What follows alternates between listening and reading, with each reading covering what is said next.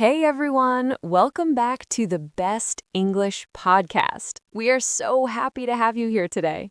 That's right. It's great to see you. Now, guys, before we dive into today's amazing topic, we have a tiny favor to ask.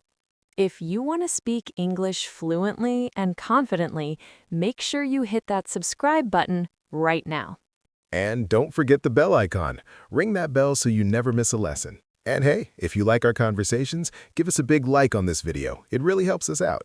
Absolutely. And comment below. Tell us your opinion on today's topic. Okay, James, are we ready? We are definitely ready. So, Olivia, today we are talking about something tricky. Tricky? Why is it tricky? Well, it's about opinions, telling people what you think. Ah, yes. And more importantly, telling people when you don't agree with them. That is so scary in a second language. Oh, I know what you mean. You're afraid of being rude, right? Exactly. I remember when I was learning Spanish, someone asked me if I liked the food. I hated it. It was too spicy. But I didn't know how to be polite. So I just said, no, it is bad. No, James, you didn't. I did? The chef looked so sad. I felt terrible. I just needed the right phrases to be soft, to be polite. Well, that is exactly what we are going to fix today. By the end of this episode, everyone listening will know how to say I think, I agree, and I disagree without hurting anyone's feelings. Perfect. Let's start with the basics. Olivia, if I ask you, what do you think about London? How do you start your sentence? Well, obviously, most students say I think. I think London is big. I think London is expensive. And that is totally fine. I think is correct, but it's a little boring if you use it 10 times in a row. It's very repetitive. We want to sound like native speakers, right? Exactly. So let's upgrade it. Instead of I think, you can say in my opinion. Classic. In my opinion, London is the best city in the world. Or you can say, if you ask me. Ooh, I like that one. It sounds very casual, very natural. It is. Try it, James. What do you think about, winter? If you ask me, winter is the worst season. It's too cold. Really? Personally, I love winter. See what she did there? She said personally. Yes, personally is a great way to emphasize that this is just my thought. It might not be a fact, but it's my feeling. Personally, I think snow is magical. Okay. So we have, in my opinion, if you ask me, and personally. What if I feel really, really strong about something? Ooh, strong opinions. Like what? Like pizza. Here we go. Listen, this is important. If I want to say that putting pineapple on pizza is a crime, simply saying I think isn't enough. You feel very passionate about this. I do. So, what phrase can I use?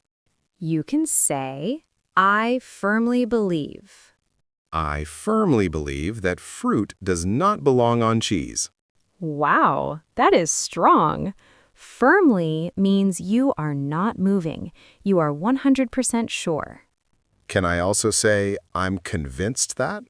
Yes, that's a B2 level phrase right there. I'm convinced that. It means you have zero doubt. Okay, let's try a serious example. Maybe about learning English? Good idea. I could say, I am convinced that listening to podcasts is the best way to learn. Oh, I agree. I firmly believe that conversation is the key. See, those sound so much more confident than just, I think. Okay, so we know how to start the sentence. But Olivia, what happens when someone says something and I think, yes, you are right? Agreeing. Agreeing is usually easier than disagreeing, but we still need variety. Right. We can just say yes, but that stops the conversation. Exactly. It's a conversation killer. We want to keep the energy flowing. So the most common one is, I agree. Simple. I agree with you. but let's spice it up.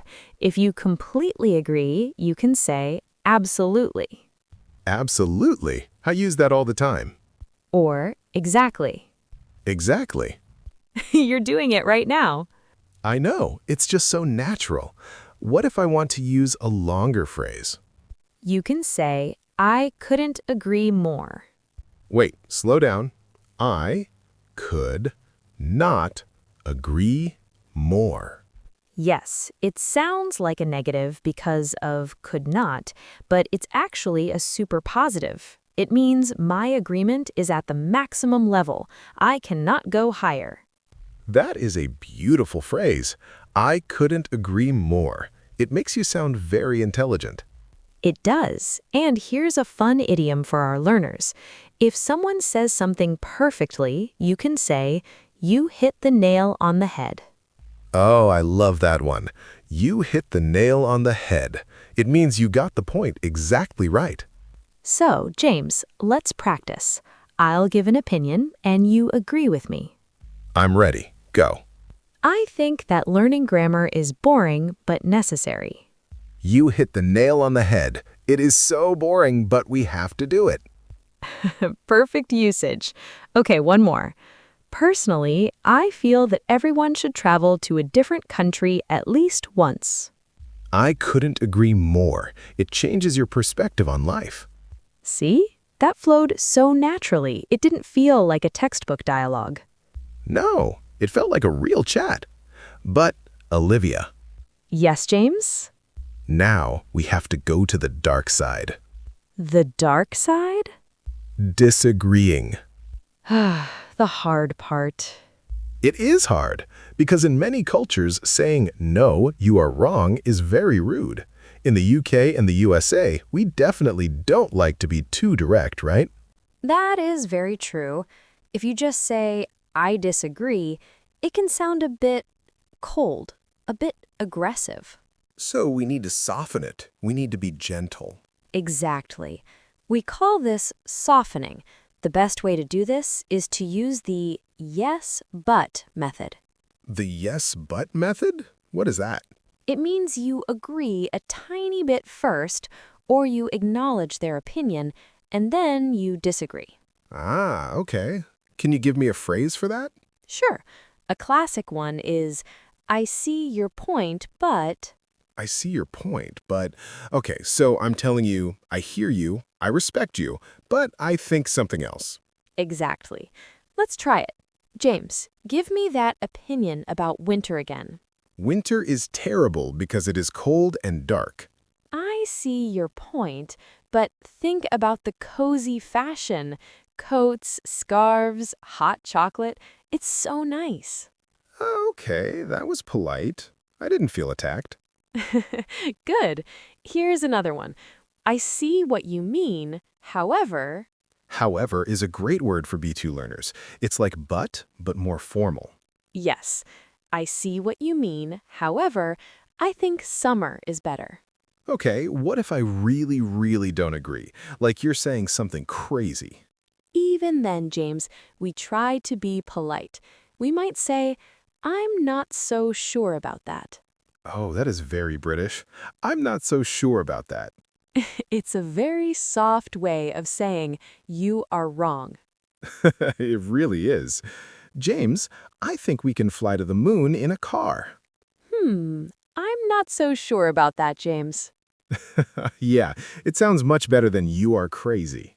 Another good one is, I'm afraid I disagree. I'm afraid. Like I'm scared of a ghost? Not scared of a ghost. It's just a polite phrase. It means, I am sorry to tell you this, but I disagree. I'm afraid I have to disagree. Yes, use that one at work. If your boss has an idea you don't like, don't say, bad idea. Say, actually, I'm afraid I disagree. I think we should try option B. That sounds very professional. It saves your job. Definitely. Okay, Olivia, I have a question. Sometimes when people are debating opinions, they talk over each other. They interrupt. Oh, yes, that happens all the time in natural conversation. Is it rude to interrupt? It can be, But if you do it politely, it's okay. It shows you are excited about the topic. So how do I interrupt without being rude? You can say, "Sorry to interrupt, but..." Sorry to interrupt, but is that really effective? See? You just did it. And no, I'm not mad. It worked perfectly. Nice. What else? You can say, "Can I just add something here?" Can I just add something here? That's good when you want to support their point, right? Yes. Or if you want to correct them gently. Okay, I think we have a lot of tools now. We have openers, agreement, polite disagreement, and interruptions. I think it's time to put it to the test. A role play? A role play. But let's make it a real conversation. Let's talk about social media. Ooh, spicy topic. Everyone has an opinion on social media. Okay, I'll start. To be honest, I think social media does more harm than good. It makes people anxious. I see where you're coming from. You see everyone's perfect life, and you feel bad about your own. Exactly. People only post the good stuff. It's not real. I firmly believe it's bad for mental health, especially for teenagers. I see your point, but if you ask me, it's also a great way to connect. I mean, think about our listeners. They use YouTube to learn English. That is social media, isn't it? That's true. I admit, for learning, it is amazing. However, I'm talking more about scrolling on Instagram or TikTok for 5 hours. Okay, you hit the nail on the head there. Wasting time is a huge problem. But personally, I think it depends on how you use it. I suppose so, but don't you think people have lost the art of conversation? They just text, they don't talk. I'm not so sure about that. I think we talk differently now, but we still communicate. Sorry to interrupt, but look at us right now. We are talking. Yes, but we are podcasters. It's our job. True, but when I go to a restaurant and I see a couple on a date and they are both looking at their phones, it drives me crazy. Yeah, I have to agree with you there. That looks terrible. Put the phone away. Absolutely. Be in the moment. So, Olivia, for our listeners who are shy, what is the most important thing to remember from this conversation? In my opinion, the most important thing is confidence. Don't worry about making a grammar mistake. Just try to use the phrases. I couldn't agree more. If you say, I think, instead of I reckon, it's okay. People will understand you. Wait, you just used a new word, reckon. Oh, I slipped that in. Tell them about reckon. Okay, so I reckon is very common in the UK and Australia. It just means I think. It's informal. I reckon it's going to rain. I reckon we should get a coffee. It's a great word to sound like a native, but maybe don't use it in a formal business meeting with the CEO. No, stick to I believe for the CEO. James, do you think our listeners are ready to practice? I firmly believe they are. Okay, here is a challenge for you guys listening. We are going to give you 3 topics. We want you to choose one and write your opinion in the comments. Yes, and try to use one of the phrases we taught you today. Don't just say, I like it. Use, in my opinion, or personally, or even, I'm afraid I disagree. Okay, topic number 1, video games. Are they good for you or a waste of time? Ooh, good one. Topic number 2, working from home. Is it better than going to the office? And topic number 3, pineapple on pizza. Ugh, no, don't encourage them, Olivia. I want to know. Personally, I love it. I'm afraid I completely disagree, but I respect your opinion. Thank you, James. See, we are still friends. Barely. Just kidding. We are best friends. All right, guys, remember, expressing your opinion is about connecting with people. It's about sharing who you are, so don't be afraid. Speak up, be polite, and have fun with it. If you enjoyed this conversation, please share this video with a friend who is learning English. It really helps the channel grow. And gives you someone to practice with. You can practice interrupting each other. But politely, sorry to interrupt. Exactly. Thank you so much for listening to the Best English Podcast. We are so proud of your progress. Keep studying, keep speaking. And we will see you in the next episode. Bye, everyone. See ya.